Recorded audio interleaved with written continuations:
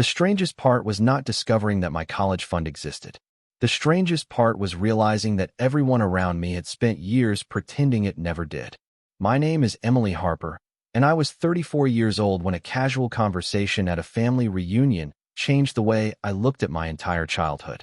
Until that day, I believed the story my parents had told me for as long as I could remember.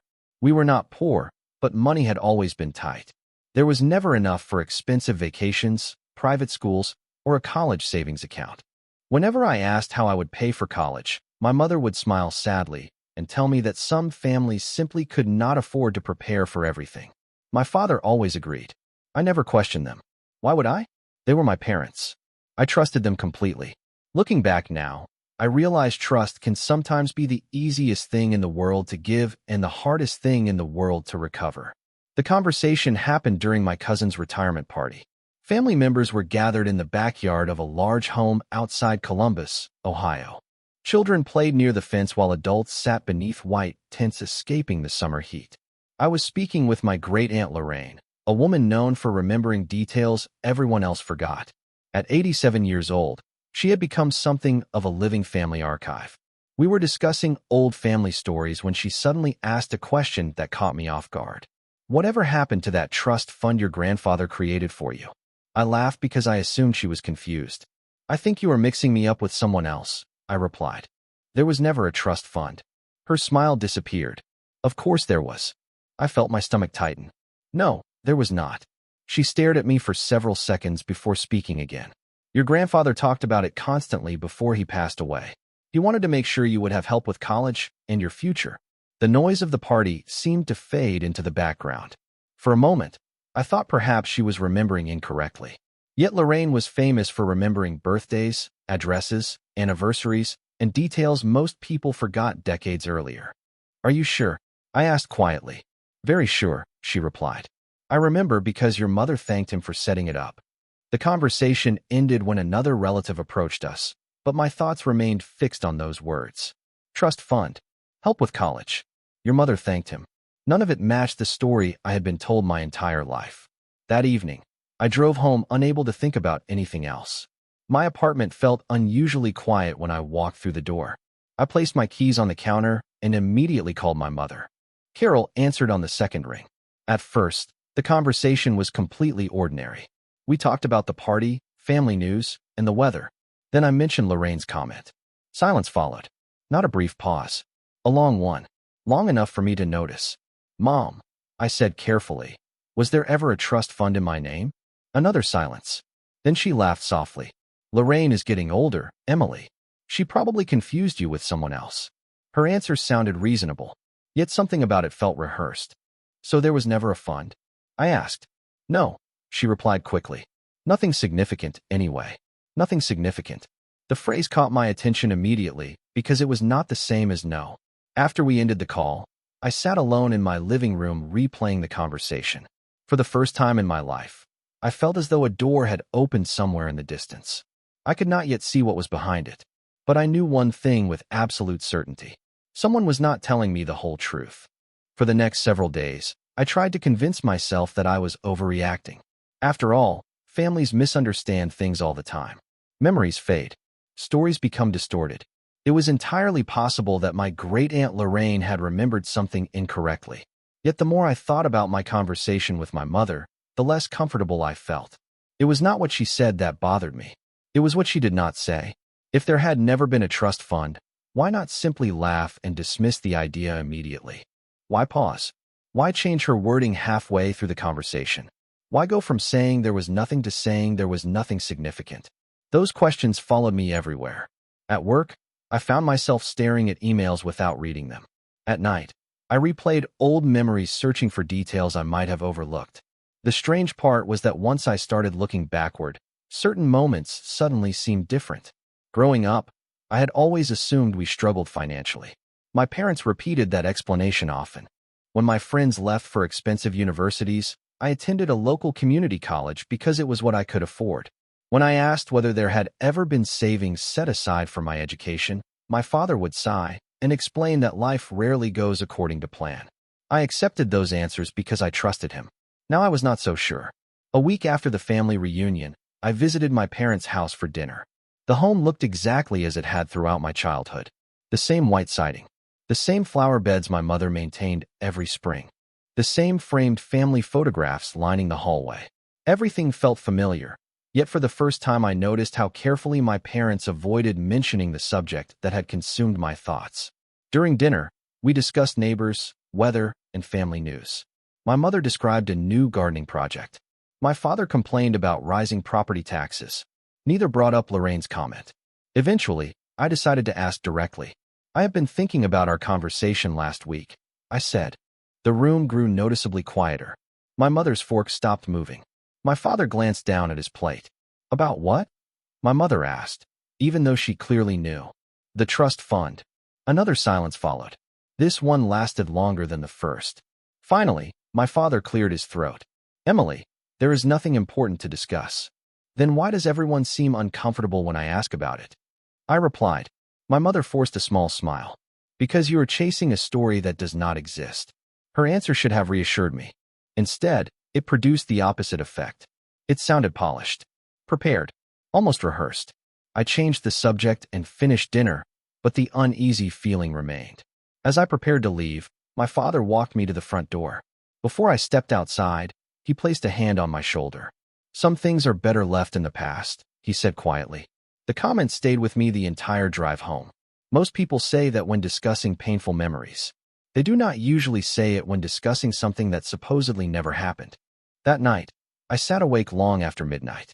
Eventually, I opened my laptop and began searching through old family records, photographs, and scanned documents I had inherited from my grandfather years earlier. I was not expecting to find anything useful. In fact, I almost gave up after the first hour. Then I noticed a small notation written on the back of an old photograph. It was a date, an account reference, and 3 words that immediately made my pulse quicken. Trust for Emily Harper. For the first time, I had something tangible, something real. And suddenly, the story my parents had spent years telling me no longer felt nearly as solid as it once had. The next Saturday, I drove back to my parents' house with a purpose I had never felt before. For most of my life, I visited that house as a daughter. This time, I arrived as someone looking for answers. My parents were spending the afternoon at a community event several towns away. My mother had mentioned it during our last phone conversation. Years earlier, they had given me a key for emergencies, and for the first time, I felt guilty using it. Yet the words written on the back of that old photograph continued echoing in my mind. Trust for Emily Harper. If a trust existed, there had to be records somewhere. My parents had always saved documents. Tax returns from 20 years ago sat neatly organized in filing cabinets. Appliance manuals survived long after the appliances themselves were gone. If evidence existed, there was a reasonable chance it remained inside the house. I entered through the garage and walked slowly through familiar rooms. Nothing seemed unusual. Family photographs lined the walls. Furniture remained exactly where it had been for years. The home projected stability and order, the same image my parents had carefully maintained throughout my childhood. I started in the basement. Metal filing cabinets occupied one corner beside shelves filled with storage boxes. For nearly 2 hours, I sorted through paperwork, insurance forms, property records, utility bills, old holiday cards. Most of it appeared completely unrelated. Eventually, I began to think I had made a mistake. Then I noticed a plain cardboard box pushed toward the back of a shelf. Dust covered the top. Unlike everything else, it carried no label. When I opened it, I found dozens of folders containing documents that belonged to my grandfather. Estate paperwork, investment summaries, letters, financial correspondence. My pulse quickened. I carefully examined each folder until one particular envelope caught my attention. Across the front, written in my grandfather's handwriting, were 4 simple words. Emily Educational Trust Documents. For several seconds, I simply stared at the envelope. The trust was real. Not a family misunderstanding. Not a faulty memory. Real. My hands trembled as I opened the folder. Inside were account statements, legal documents, and correspondence dating back years. Some pages had yellowed with age. Others remained in excellent condition. I sat on the basement floor reading every document I could find. According to the records, my grandfather established the trust when I was 8 years old. The account was intended to support future educational expenses and other opportunities after I reached adulthood. What shocked me most was not its existence. It was the amount. The fund contained significantly more money than I ever imagined. Enough to completely change my college experience. Enough to eliminate student loans. Enough to create opportunities one never knew existed. For years, I believed those opportunities simply were not available to me. As I continued reading, another detail emerged. Several documents referenced meetings between the trust administrators and my parents. My mother and father were not distant observers. They were actively involved. They knew about the trust. They had always known. Suddenly, countless childhood conversations replayed in my mind with new meaning. Every explanation about financial limitations. Every discussion about college choices. Every statement suggesting there was no money available. The realization left me feeling strangely numb. Yet the biggest shock arrived at the bottom of a transaction summary dated shortly before my 18th birthday. Several pages appeared to be missing. The account activity stopped abruptly. There was no final balance. No explanation. No record showing what happened afterward. Someone had removed part of the story. I carefully photographed every document before returning them exactly as I found them. Then I left the house and sat in my car for nearly 20 minutes staring through the windshield. I finally had proof that the trust existed. But instead of answering my questions, the documents created a much larger one. If the fund had contained all that money, where did it go? For the next several days, the missing pages consumed my thoughts. Discovering that the trust existed had answered one question, but it exposed a much larger mystery. Why were the final records gone? More importantly, who removed them? Every clue seemed to point toward my parents, yet I still resisted that conclusion. Accusing strangers would have been easier than questioning the people who raised me. I wanted another explanation. I just could not find one. Late one evening, I spread copies of the trust documents across my dining room table and reviewed them again. The paperwork referenced several people involved in managing the account over the years. Most names meant nothing to me. One, however, appeared repeatedly. Margaret Ellis. According to multiple documents, she worked for the financial firm that originally administered the trust. Her signature appeared on annual summaries, correspondence, and account reviews. The most recent document bearing her name was dated approximately 6 months before my 18th birthday. After a few online searches, I discovered that Margaret had retired years earlier but still lived less than an hour away. I hesitated before contacting her. Part of me worried she would refuse to speak with me. Another part worried she might confirm exactly what I feared. Eventually, curiosity won. When I called, Margaret sounded surprised but polite. After I explained who I was and why I was calling, she agreed to meet for coffee the following week. The meeting took place at a small cafe near a public library. Margaret arrived carrying a folder and wearing the expression of someone trying to remember events from many years ago. She appeared to be in her 70s, sharp-minded and organized despite her retirement. After we exchanged introductions, I showed her copies of the trust records. She studied them carefully. Within moments, recognition appeared on her face. "I remember this account," she said. My pulse quickened immediately. "You do?" She nodded. "Your grandfather was very proud of it. He spoke often about wanting to create opportunities for you." Hearing those words felt strangely emotional. For years, I believed my grandfather left me memories. Now I was learning he had tried to leave me a future as well. Margaret reviewed several additional pages before looking up. "This was not a small trust," she said. "It was designed to grow over time." I asked the question that had been haunting me ever since finding the documents. "Do you know what happened to it?" Margaret remained silent for several seconds. Then she chose her words carefully. "I no longer have access to the full records, but I do remember concerns arising near the end." My heart began racing. What kind of concerns? She folded her hands together. Requests for unusual withdrawals. The cafe suddenly felt much quieter. Withdrawals by whom? Margaret looked directly at me. "Your parents were authorized to communicate with the trust while you were still a minor." I felt a chill run through me. For weeks, I had been searching for evidence that connected my parents to the account. Now that connection stood directly in front of me. Still, Margaret was careful not to make accusations. She simply explained what she remembered. Several meetings. Questions about access. Discussions regarding distributions. Then she said something that changed everything. "I always assumed you knew," she said. "Knew what?" I asked.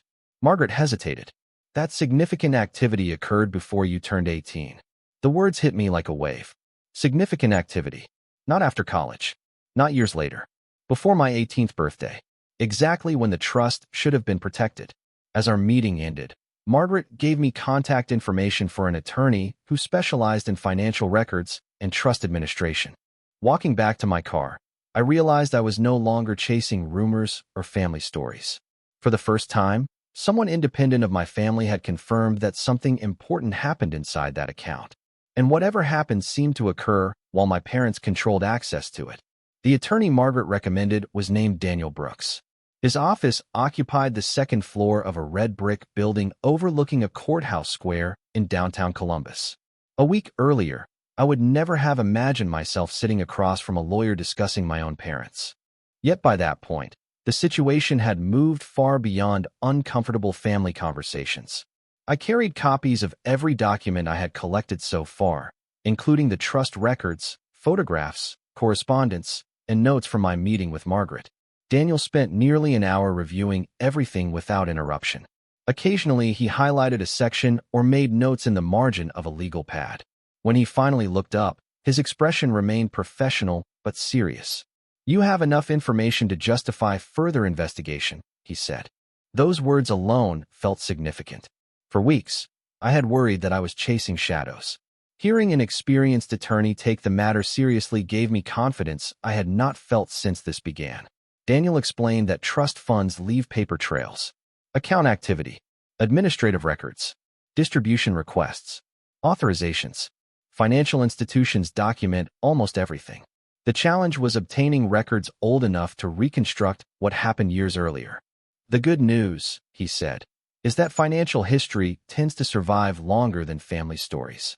Over the next several weeks, Daniel submitted formal requests and tracked down archives connected to the original trust administrator. The process moved slowly. Every few days I would receive an update. Most produced only small pieces of information. Then one Friday afternoon, Daniel called and asked me to come to his office. The moment I walked in, I knew something had changed. Several new documents sat neatly arranged across his conference table. "We found additional account records," he said. My heart immediately began racing. I took a seat and started reading. The documents filled gaps that had existed in the timeline for years. Annual balances, investment growth, administrative correspondence. The trust had performed remarkably well. By the time I approached adulthood, the account contained enough money to completely alter the course of my life. I would not have needed student loans. I could have attended the university I originally wanted. Opportunities one once considered impossible suddenly appeared within reach, at least on paper. Then I reached the transaction records. The room seemed to grow quieter as I studied the dates. Several withdrawals appeared during the final year before my 18th birthday. The amounts were substantial, larger than anything I expected. I looked up at Daniel. "Are these normal?" He shook his head slowly. "Not based on the purpose described in the trust documents." I returned my attention to the records. The withdrawals occurred within months of one another. Together, they represented a significant portion of the account. My stomach tightened. "Where did the money go?" I asked.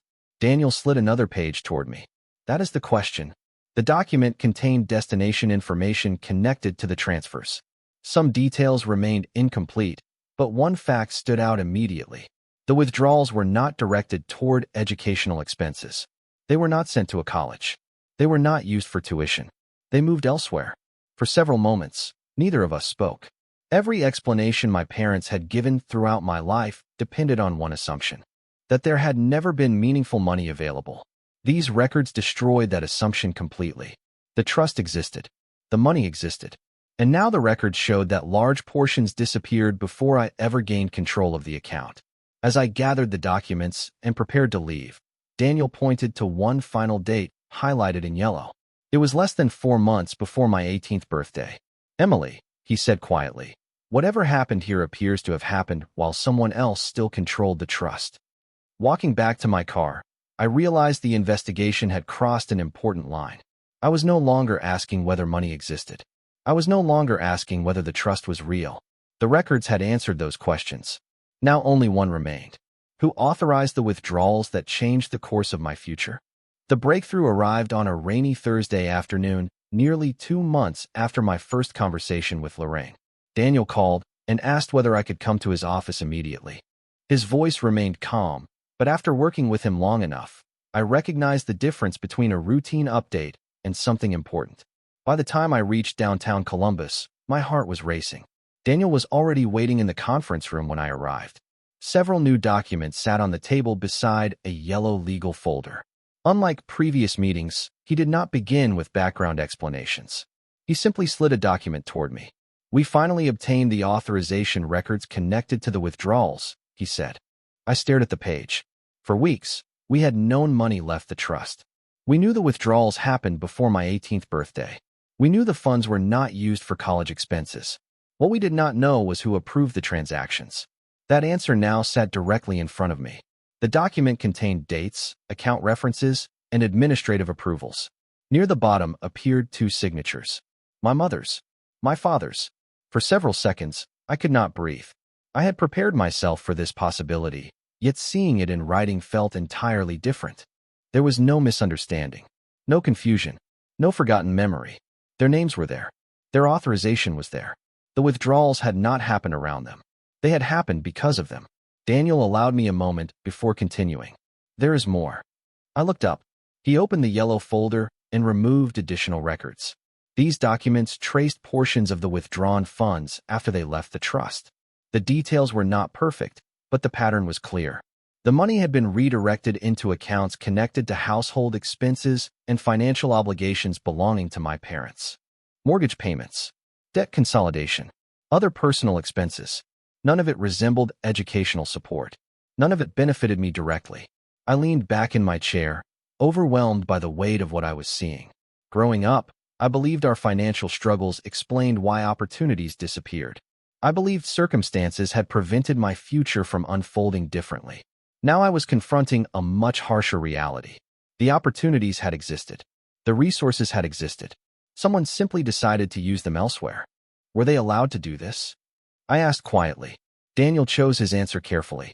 "That depends on the trust language, fiduciary responsibilities, and the specific circumstances. But based on what I have reviewed, there are serious questions that deserve legal examination." Serious questions. The phrase felt almost too gentle for what the records revealed. That evening, I drove to my parents' house without calling ahead. For the first time since this began, I was no longer searching for clues. I was carrying facts. My mother opened the door and immediately sensed something was different. My father appeared moments later from the living room. I placed copies of the authorization records on the kitchen table. Neither parent spoke at first. My mother studied the documents. My father stared at the floor. The silence stretched across the room. Finally, I asked the question that had followed me for months. "Why?" My mother closed her eyes briefly before looking back at me. What shocked me most was not anger or denial. It was recognition, as though she understood this moment had been inevitable. For years, they had controlled the story. For years, I accepted the version they wanted me to believe. But sitting there beneath the familiar kitchen lights of my childhood home, I realized something had changed forever. The mystery was over. Now the consequences were beginning. My mother was the first to speak. Her voice sounded tired, as though she had been carrying the weight of this conversation for years. "It was not supposed to happen the way it did," she said quietly. I stared at her across the kitchen table. That was not a denial. It was not even an excuse. It was an admission that something had happened. My father remained silent, his eyes fixed on the documents spread before him. For most of my life, he had always been the one with answers. Seeing him unable to meet my gaze felt almost surreal. "Then tell me what happened," I said. My mother exchanged a look with him before continuing. According to her, financial problems began shortly after my grandfather passed away. Medical bills, debt, and a series of poor financial decisions created pressure they felt unable to escape. At first, they borrowed against the future, believing they would eventually replace whatever they used. Then more problems appeared. One decision led to another. One withdrawal became several. Years passed. The money never returned.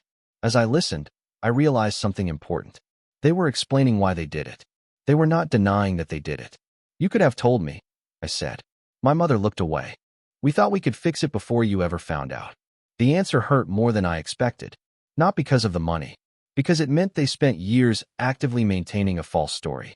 Every conversation about college, every discussion about financial limitations, Every explanation about why opportunities were unavailable. They already knew the truth while I was building my life around a lie. My father finally spoke. "We never wanted to hurt you." I almost laughed at the irony of the statement. Intentions did not erase consequences. Whether they wanted to hurt me or not, the result remained the same.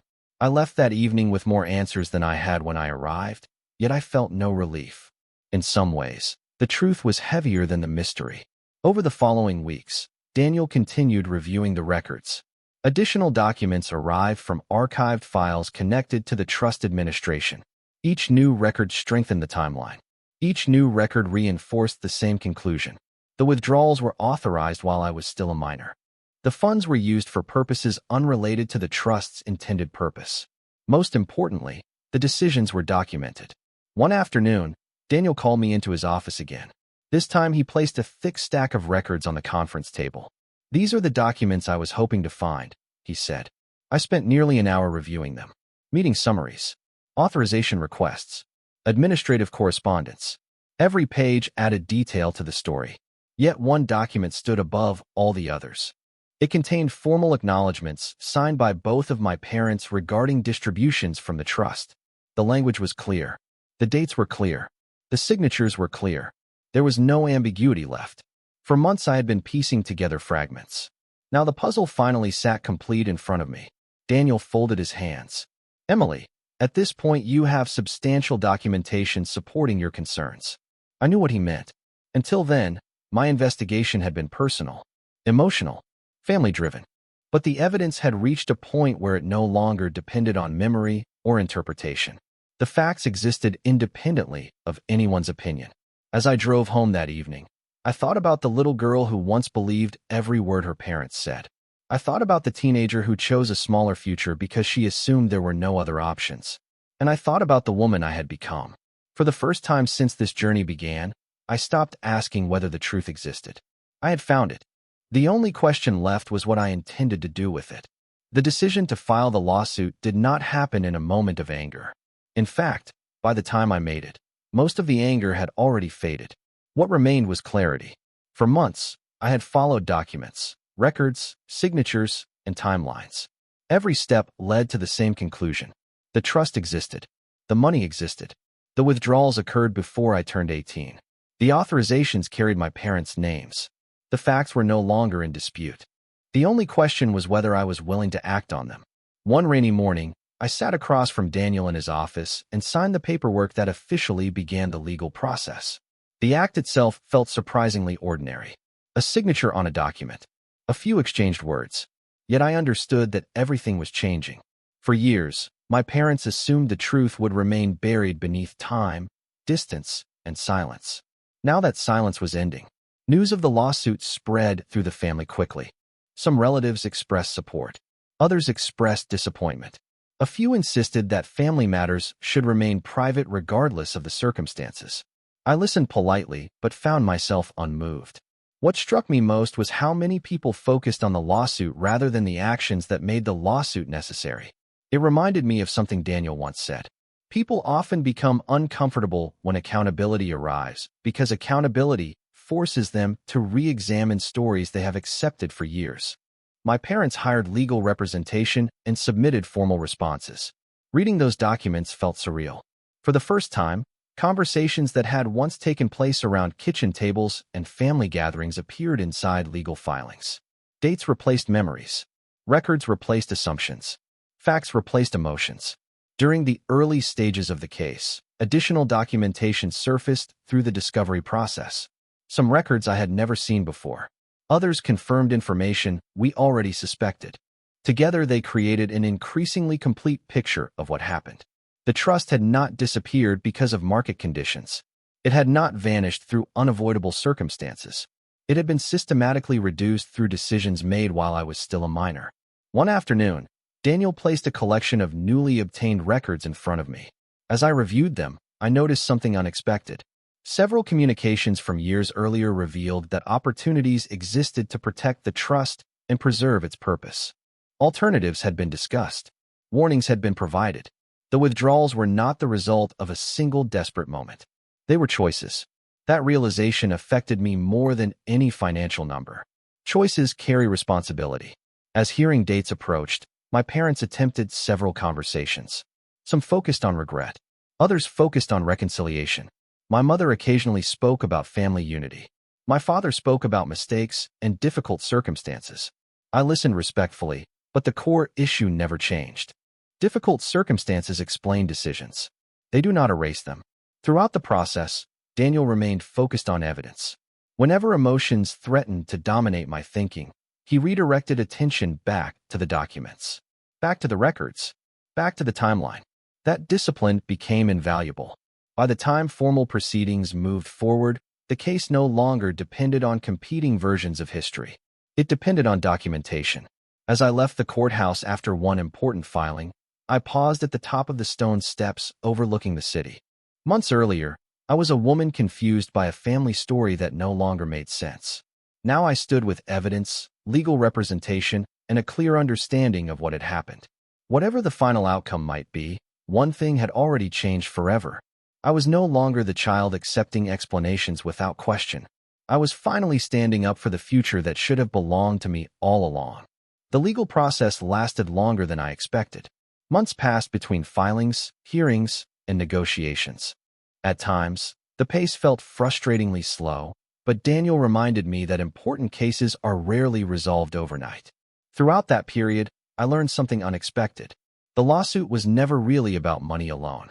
Of course, the trust mattered. The opportunities it represented mattered. The years I spent carrying student debt mattered. Yet as the case moved forward, I began to understand that the deeper issue was truth. For most of my life, I accepted a version of reality created by other people. I believed there had never been resources available to me. I believed certain doors were closed because circumstances made them impossible. The records revealed something entirely different. Eventually, the case reached a resolution. The final details remained confidential, but the outcome acknowledged what the documents had shown from the beginning. The trust existed. The funds had been used in ways that differed from their intended purpose. The evidence spoke clearly enough that further denial served no purpose. When everything was finally over, many people expected me to celebrate. Instead, I felt quiet, reflective, relieved. One afternoon not long afterward, I visited my grandfather's grave. The cemetery sat on a gentle hill outside town, surrounded by mature oak trees and wide stretches of open grass. Autumn had arrived again, almost exactly 1 year after Lorraine first mentioned the trust fund at that family reunion. I stood there holding a small bouquet of flowers and thought about the chain of events that followed a single unexpected question. If she had never spoken up, I might have lived the rest of my life believing a story that was never true. I thanked my grandfather quietly, not because of the money, because he had tried to create possibilities for me. His intentions had been real, even if the outcome became complicated. Family relationships changed after the lawsuit. Some relatives drifted away. Others grew closer. My relationship with my parents never returned to what it once was, but it did become more honest. The carefully maintained illusion no longer stood between us. For the first time, conversations happened without pretending the past was something it was not. That honesty came with sadness, but it also brought freedom. One evening, months later, I sat at my apartment window watching the city lights appear across the skyline. A younger version of myself would have spent that moment wondering how to earn approval, avoid conflict, or keep everyone comfortable. The woman sitting there now understood something different. Sometimes growth begins the moment you stop protecting a false narrative. Sometimes healing begins the moment you stop chasing validation from people unwilling to give it. Looking back, the greatest thing I recovered was not the trust fund. It was my confidence in my own judgment. I learned to trust the questions that refused to disappear. I learned that evidence matters more than reputation. I learned that love and accountability can exist in the same story. Most importantly, I learned that my future was never defined by what happened before my 18th birthday. It was defined by what I chose to do after discovering the truth. As darkness settled outside my window, I felt something I had not felt in a very long time. Peace. Not because everything had been fixed, not because the past had changed, but because I finally understood that my life belonged to me, and no hidden decision from years ago would ever control it again.